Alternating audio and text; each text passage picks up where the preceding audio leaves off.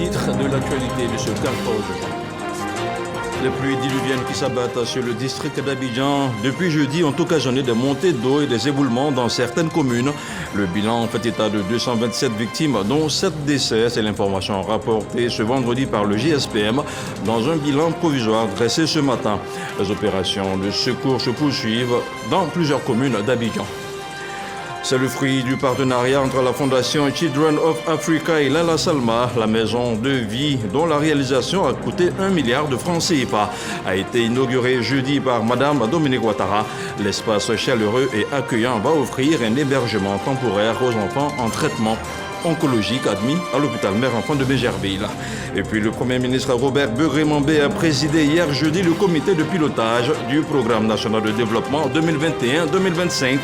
Le nouveau PND envisage de lever les obstacles résiduels à la transformation structurelle de l'économie ivoirienne afin de hisser la Côte d'Ivoire au rang de pays à revenus intermédiaires de la tranche supérieure. Vous l'aurez compris, le GSPM a déployé son dispositif conformément à son plan inondation. Il a procédé au sauvetage ainsi qu'à la mise en sécurité de plusieurs victimes dans les communes d'Adjamé, Benjerville, Cocody, Yopougon et Abobo.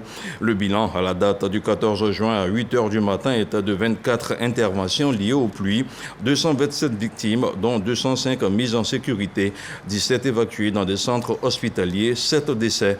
Les opérations se poursuivent. Les témoins ou victimes des inondations sont priés d'appeler le GSPM au 180.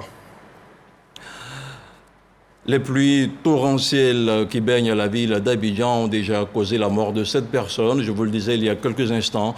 On compte aussi plusieurs centaines de sinistrés selon le dernier bilan du GSPM. Le groupement des sapeurs-pompiers militaires exhorte les populations à la vigilance et à réduire au maximum leurs déplacements. On écoute le lieutenant-colonel Neba Boni. Il est au micro de Victorine Yaoyoboué. Depuis les premières alertes pour pluie, montée des eaux, hier autour de 16 h, nous avons enregistré 25 interventions qui sont liées spécialement aux pluies d'hier soir. Ces différentes pluies ont occasionné des montées d'eau, des effondrements, des éboulements dans certaines communes du district d'Abidjan, notamment à Bobo, à Djamé, Cocody, à Tekoubé et Benjerville. Il y a également eu des cas à Yopougon. Donc, pour apporter assistance à la population, le groupement de sapeurs-pompiers militaires a déployé un dispositif conformément à son plan inondation. Donc, ce dispositif a permis d'engager sur le terrain 150 sapeurs-pompiers et une trentaine d'engins. Actuellement, à 11 h, le bilan fait état de 229 victimes, dont 205 mises en sécurité. 17 victimes ont été évacuées vers des centres hospitaliers et nous avons malheureusement enregistré 7 cas de décès. Nos équipes sont encore sur le terrain. Nous avons toujours des équipes enregistrées et ce bilan est provisoire. Nous invitons les populations à suivre les alertes des agences gouvernementales, notamment le Centre d'information et de communication gouvernementale, le GSPM, la Sodexam et l'ONPC. Il faut vraiment suivre ces alertes-là pour savoir la conduite à tenir. Ensuite, si vous vous retrouvez dans une situation de détresse à cause de ces pluies, vous pouvez appeler le GSPM à ces différents numéros. Le 180, qui est une ligne ouverte, elle est gratuite. Le 01 01 80 13 28. Le 05 01 180 180. Le 07 78 180 180.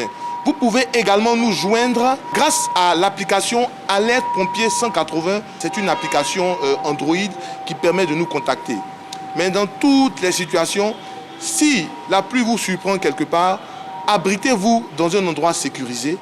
Si les montées des eaux vous menacent, essayez d'atteindre une position en hauteur.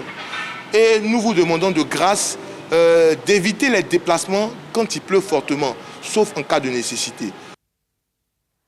Il faut rappeler également qu'un immeuble R+4 s'est effondré aujourd'hui même dans la commune d'Agamé. Le bâtiment qui abritait des ménages et des commerces avait été auparavant évacué. On déplore cependant d'importantes pertes matérielles, notamment dans les commerces au rez-de-chaussée. Une mosquée mitoyenne se trouve également fragilisée. Le compte-rendu complet de nos reporters dans nos prochaines éditions. Le ministre de l'Hydraulique, de l'Assainissement et de la Salubrité est sur le terrain. Bouaké Fofana a visité dans la nuit plusieurs sites enclins à la montée des eaux dans les communes de Cocody et de Bingerville. Une visite de terrain au cours de laquelle il a vérifié le bon fonctionnement des ouvrages de drainage réalisés. Bouaké Fofana a aussi noté les mesures à prendre dans les jours à venir pour faire face à une éventuelle montée des eaux. Un reportage de Khalid Diomandé. Bientôt minuit à Bingerville, au carrefour CIE, le ciel continue d'arroser le Grand Abidjan. Sous ces averses nocturnes, le ministre de l'Hydraulique, de l'Assainissement et de la Salubrité. Avec lui, les équipes de l'ONAD, Office national de l'assainissement et du drainage. Bouaké Fofana est venu constater de visu le fonctionnement des ouvrages d'évacuation d'eau pluviale réalisés ici pour faire face à la montée des eaux. Après Bingerville, le ministre de tutelle et ses collaborateurs mettent le cap sur le quartier Blue Rock de la Riviera Palmeraie. Cette zone était inondée dans la journée de ce jeudi 12 juin suite à la forte pluviométrie. Témoignent les résidents au ministre Bouaké Fofana. Mais le quartier a retrouvé son apparence habituelle à la tombée de la nuit, et ce grâce aux travaux de drainage mis en œuvre ici. Des travaux que le patron de l'assainissement scrute dans les moindres détails. Quelques heures ici, c'était inondé, mais le niveau d'eau a baissé très rapidement. Cela veut dire que les ouvrages qui sont construits fonctionnent.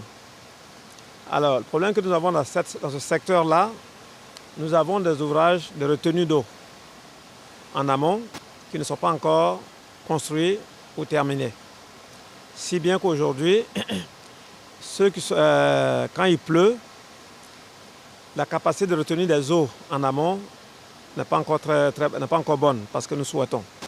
Ces ouvrages, au fur et à mesure qu'on va les construire, on aura une bonne capacité de retenue d'eau en amont.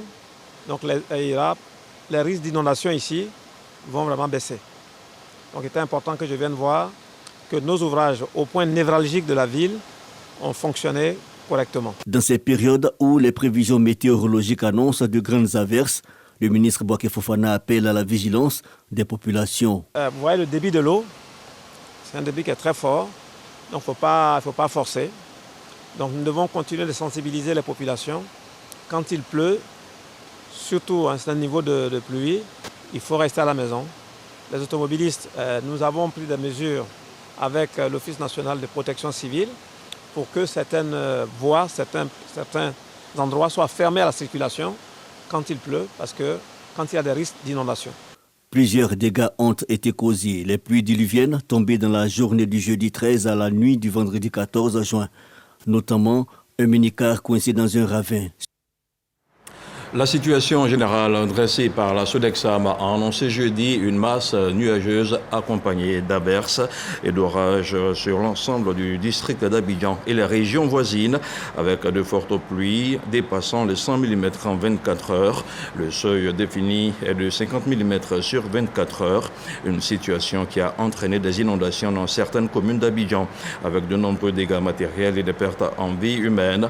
La tendance météo indique que des précipitations sont prévues pour ce vendredi 14 juin entre 11h et 18h sur tout le district d'Abidjan, avec des quantités précipitables estimées autour de 10 à 15 mm de pluie. Et comme vous pouvez le constater, la forte pluie qui s'est abattue sur le district d'Abidjan a enregistré quelques zones de montée de flot, causant des désagréments au niveau de la circulation des populations et des automobilistes. Hier jeudi, les eaux ont coupé plusieurs voies de zones d'habitation dans les quartiers de la Riviera Palmeraie, précisément au carrefour appelé 9 kg et à l'entrée de la commune de Bingerville.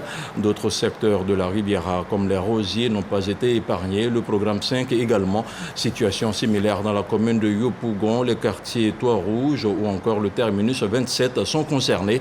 Les conducteurs et autres usagers sont appelés à redoubler de vigilance. Je vous donne à présent lecture de ce communiqué de la présidence de la République. À l'invitation de la présidente de la Confédération suisse, son Excellence Madame Viola Amerd, le président de la République, son Excellence Monsieur Alassane Ouattara, a quitté Abidjan ce vendredi 14 juin 2024 pour le canton de Nidwald en Suisse, en vue de prendre part au premier sommet sur la paix en Ukraine qui se tiendra les 15 et 16 juin 2024 au Bürgenstock Resort. Ce sommet vise à fournir une plateforme de dialogue sur les moyens de parvenir à une paix globale, juste et durable pour l'Ukraine, fondée sur le droit international et la Charte des Nations Unies. Au cours des travaux, les chefs d'État et de gouvernement réfléchiront également aux voies et moyens de promouvoir une compréhension commune d'un cadre normatif pour atteindre l'objectif de paix en Ukraine et définir conjointement une feuille de route sur la manière d'impliquer l'Ukraine et la Russie dans un futur processus de paix. En marge du sommet, le président Alassane Ouattara aura des entretiens avec son homologue ukrainien, son Excellence M. Volodymyr Zelensky, le Premier ministre canadien M. Justin Trudeau, ainsi que plusieurs autres personnalités. Le chef de l'État prendra également part à un dîner offert par la présidente de la Confédération suisse, son Excellence Mme Viola Amerd, en l'honneur des chefs d'État et de gouvernement présents au sommet. La première dame de Côte d'Ivoire était hier jeudi dans la commune de Bingerville. Madame Dominique Ouattara y était pour l'inauguration de la maison de vie de l'hôpital mère-enfant de Bingerville, une infrastructure destinée à accueillir les enfants malades du cancer et leurs familles. Retour sur le film de la coupure de ruban avec Viviane Aïma. S'il est à déplorer que le cancer frappe depuis quelques années de plus en plus d'enfants, la Fondation Children of Africa, à travers son hôpital, l'hôpital mère-enfant de Bingerville, œuvre de son côté à offrir une prise en charge la plus efficace possible dans le traitement de ce mal. Outre les soins médicaux, la Fondation Children of Africa vient de doter l'hôpital mère-enfant d'une maison de vie, lieu d'hébergement, construit à proximité de l'hôpital, qui va permettre d'accueillir les enfants en traitement et leurs parents. Inauguré ce jeudi 13 juin par la première dame de Côte d'Ivoire, Dominique Ouattara, présidente fondatrice de Children of Africa, ce foyer pour enfants victimes du cancer et leurs parents est le fruit du partenariat entre la Fondation Children of Africa et la Fondation de la princesse Lala Salma du Maroc. Notre expérience au Maroc a donné des résultats dont nous sommes fiers, d'un taux d'abandon de traitement de près de 50% en 2006. Et une étude ayant montré que le problème d'hébergement constituait une des causes majeures d'abandon du traitement.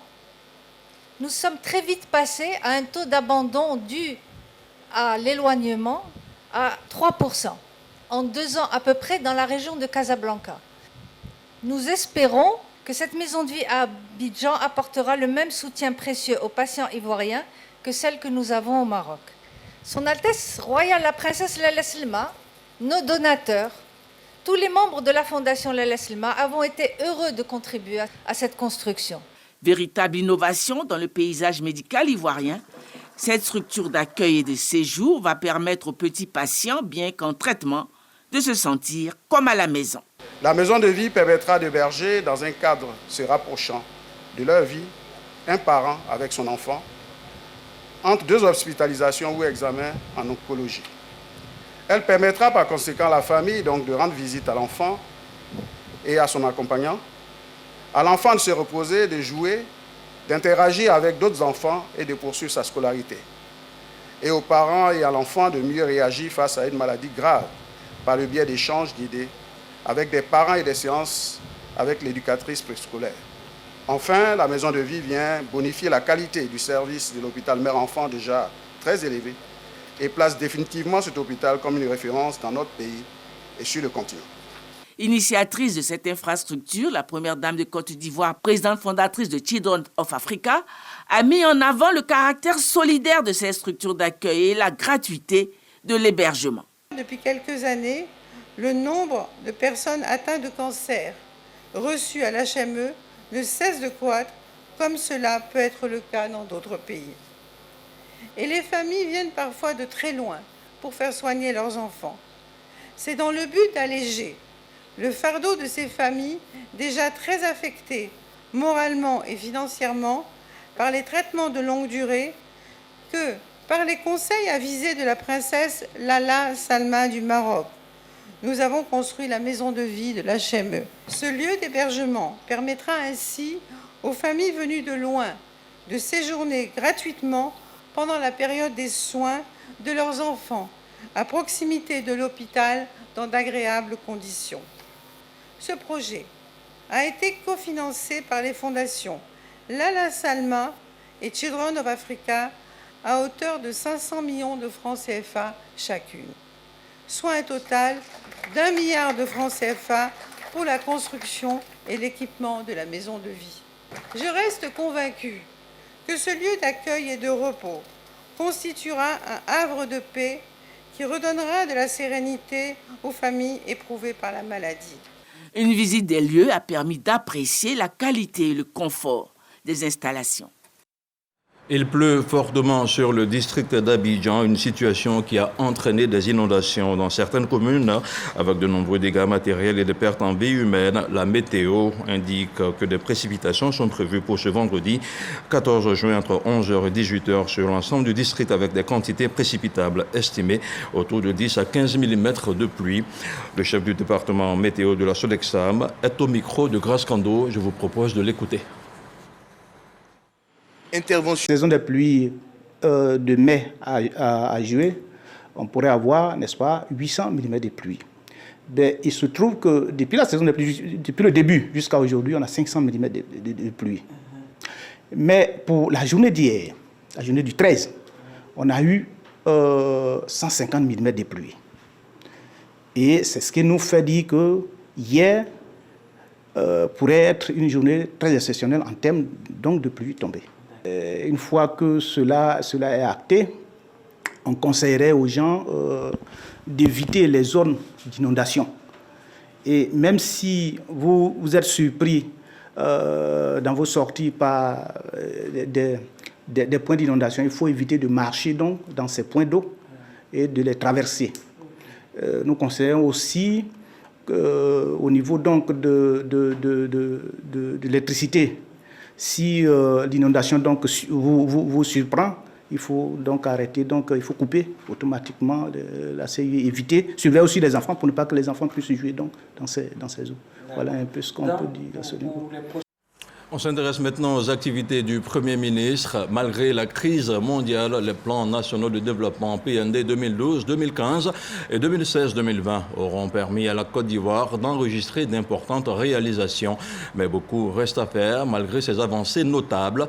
Jeudi, à la primature, le chef du gouvernement, Robert Begré-Mambé, a présidé la première réunion du comité de pilotage du PND 2021-2025, un nouveau plan national de développement qui va mobiliser plus de 59 000 milliards de francs CFA. Les explications d'Alexis Ouedraogo.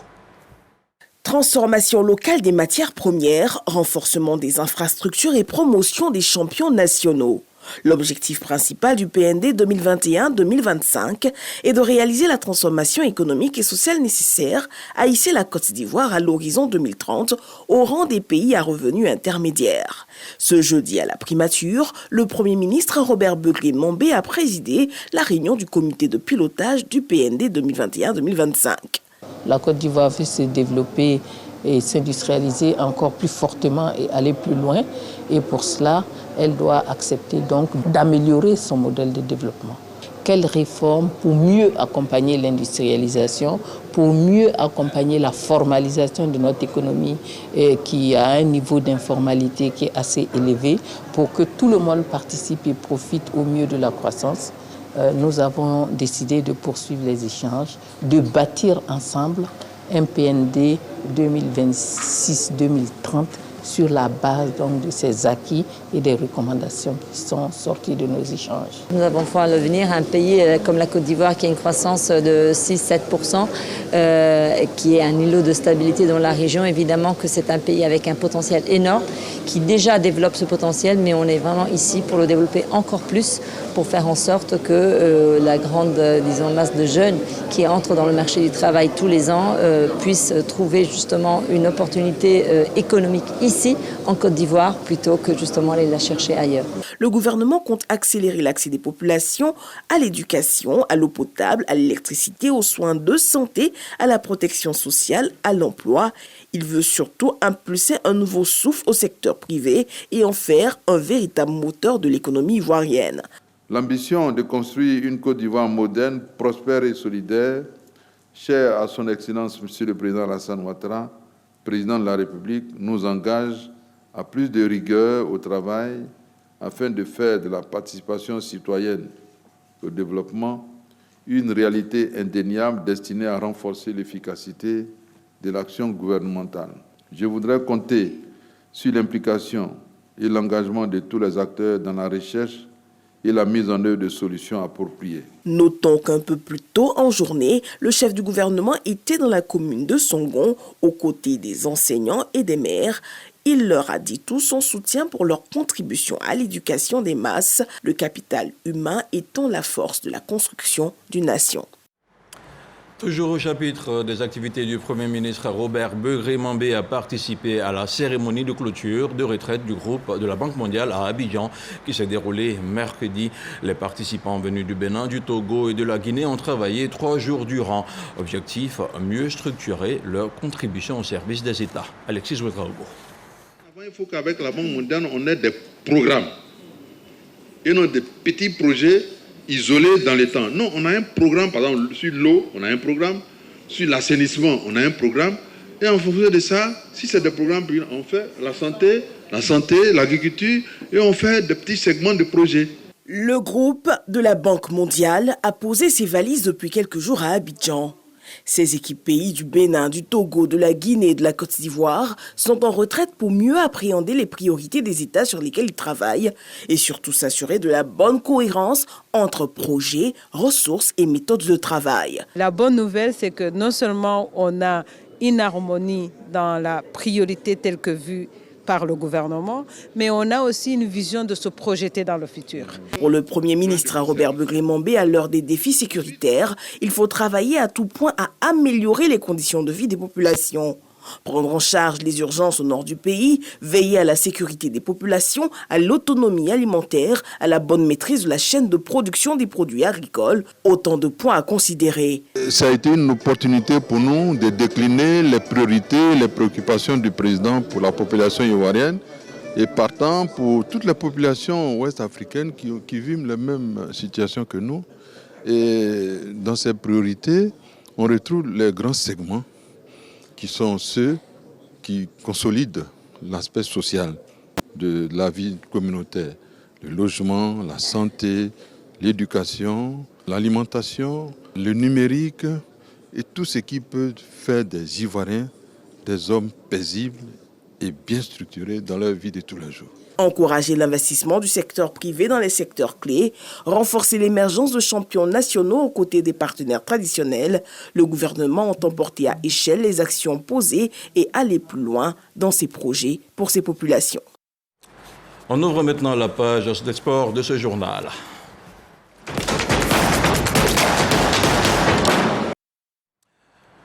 La fédération malienne l'a annoncé sur ses réseaux sociaux. Elle a mis fin à sa collaboration avec Eric Schell, sélectionneur des Aigles du Mali depuis mai 2022. L'ancien joueur de Lens et Valenciennes laisse un bilan globalement positif, mais son mandat à la tête des Aigles du Mali restera marqué par un échec spectaculaire à la dernière CAN. Il s'agit d'un échec de trop pour un homme sous pression, constamment critiqué par la presse locale. Et la transition est toute faite avec Mech Samuel pour le Journal des Sports. Bonjour Mech et merci de nous rejoindre sur ce plateau.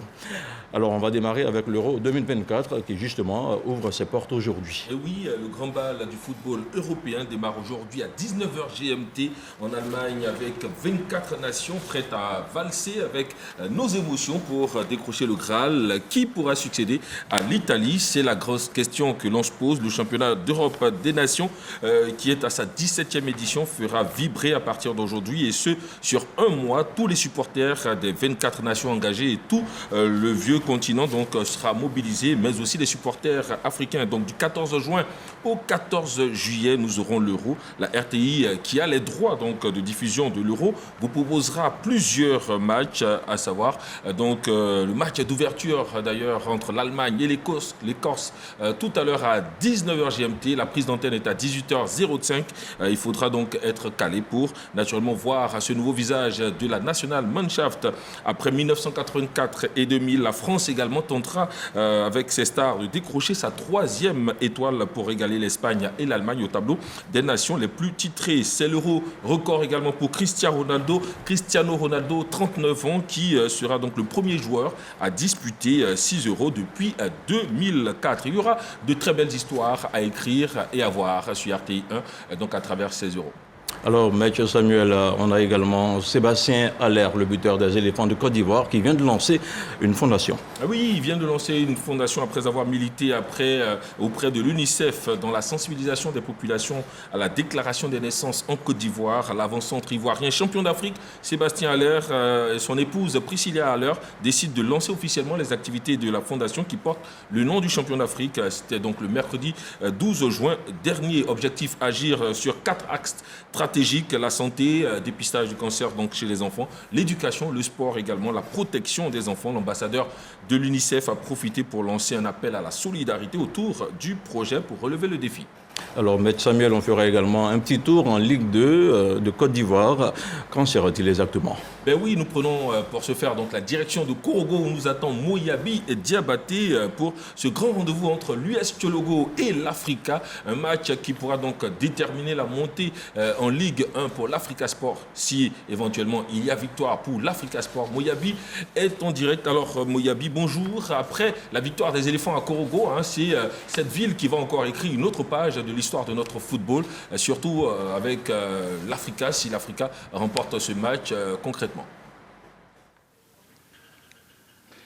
Bonjour Samuel, effectivement comme vous le constatez, je suis au stade Amadou Gon Coulibaly de Korogo. C'est sur la pelouse de ce stade que l'Union sportive du Tchologo et l'Africa Sport d'Abidjan vont se défier tout à l'heure. Alors vous le disiez tantôt, c'est un match capital, un match tendu, un match en jeu pour l'ensemble des deux équipes. Pour l'Union sportive du Tchologo, c'est le match de la survie, le match qui permettra au club de rester en vie en deuxième division. Alors hier soir, on a pu également assister à l'entraînement des deux équipes. Si côté US Tchologo, l'effectif est au complet, ce n'est pas le cas au niveau de l'Africa. Ange Messi, le milieu offensif de l'Africa, n'a pas pu prendre part à l'entraînement collectif avec le groupe. Il devrait donc débuter sur le banc cet après-midi. Et voilà donc Moyabi, il a été aussi annoncé une forte mobilisation donc, des membres associés à Korogo pour pousser leur équipe à la victoire. Qu'en est-il concrètement ? La mobilisation est bien réelle ici à Korogo. Des milliers de supporters de l'Africa sont venus d'Abidjan et de l'intérieur du pays. Personne ne veut manquer ce rendez-vous avec l'histoire. Je suis entouré pour la circonstance par deux supporters de l'Africa. Alors monsieur, comment comptez-vous pousser votre équipe à la victoire aujourd'hui à partir des gradins ? Oui, il faut dire merci chef frère. Voilà, il faut dire qu'à partir d'Abidjan, nous avons organisé 5 convois. Voilà, et d'autres convois qui sont organisés à partir de l'intérieur du pays. Il faut dire que nous avons fait venir un groupe de supporters qui est composé de groupes Woyo qui va animer dans les tribunes. Et vraiment, ça sera phénoménal et ça sera du jamais vu au stade Amadou Gon Coulibaly de Korogo, qui nous portera forcément chance.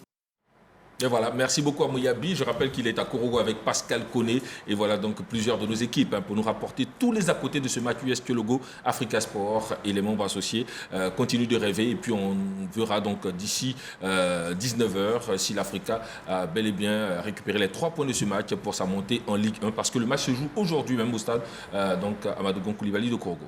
Alors, Maître Samuel, on aura aussi droit à la cérémonie de lancement des JO de Paris 2024. Et oui, le Comité national olympique Côte d'Ivoire a pour la première fois donc organisé le lancement de la campagne des Jeux olympiques. Une cérémonie qui visait à donner le top dans l'esprit des athlètes, mais aussi des acteurs du mouvement sportif ivoirien et des partenaires. C'était en présence de Monsieur le ministre délégué en charge des sports, Maître Silas. Salif Ouattara pour le point complet. Dans une ambiance festive, les acteurs concernés par les Jeux olympiques de Paris 2024 ont procédé au lancement de ces joutes. La Côte d'Ivoire n'entend pas faire de la figuration à Paris. Avec une dizaine d'athlètes qualifiés, l'objectif majeur est de croquer l'or. Une mission sportive possible. Il faut maintenant qu'ils aillent aux Jeux olympiques pour nous amener des médailles. Et puis ensuite, c'est présenter donc ces athlètes à la population ivoirienne, à la nation ivoirienne. Donc c'est plein de symboles et c'est pour ça que je suis très heureux. C'est devenu une tradition. Lorsque la Côte d'Ivoire est engagée en compétition internationale, il faut tout taire pour se mobiliser autour de nos représentants, de nos éléphants, et également encourager les athlètes à faire mieux, à défendre crânement les couleurs nationales. Présent à cette cérémonie de lancement, le médaillé olympique, Cissé Cheikh Salah Junior, rassure les Ivoiriens quant à son état d'esprit. Pour tous les athlètes, c'est la médaille d'or. Mais vous savez, dans le sport, il n'y a jamais de science exacte. Mais ce qui est sûr, on va donner le meilleur de nous-mêmes, plus que le meilleur de nous-mêmes. Paris sera magique et encore avec une médaille, ça sera l'étincelle. Les athlètes ivoiriens se réuniront bientôt dans un camp d'isolement en France afin de s'acclimater et bénéficier d'un coaching plus rigoureux. Alors, ça sera tout pour vous, Maître Samuel, je suppose. Oui, mais j'ai une surprise pour vous, parce que ce soir, vous savez, il y aura donc au Jardin du Sec du Rail, au plateau, à partir de 20h30, à la nuit des étoiles du football ivoirien. D'accord. Les meilleurs de notre football local donc, et à l'extérieur seront célébrés, et la RTI donc, soutient cet événement. Et naturellement, donc, je vous donne ce carton pour que vous y soyez. Vous verrez également. Merci, Maître. Merci beaucoup. Et à la semaine prochaine. Ben, pourquoi pas. Merci beaucoup. Merci. On termine avec l'actualité. C'est la pluie sur le district d'Abidjan et à l'intérieur du pays. Et comme vous pouvez le voir, la forte pluie qui s'est abattue sur le district a enregistré quelques zones de montée de flot, causant des désagréments au niveau de la circulation des populations et des automobilistes. Hier jeudi, les eaux ont coupé plusieurs voies et zones d'habitation dans les quartiers de la Riviera, Palmeraie précisément. Au carrefour appelé 9 kg et à l'entrée de la commune de Bingerville, des secteurs de la Riviera comme les Rosiers n'ont pas été épargnés. Le programme 5 également. Situation similaire dans la commune de Yopougon. Le quartier Étoile Rouge ou encore le terminus 27 sont concernés. Les conducteurs sont appelés à redoubler de vigilance. Ce journal est terminé. Merci de nous avoir suivis et restez surtout à l'abri des intempéries.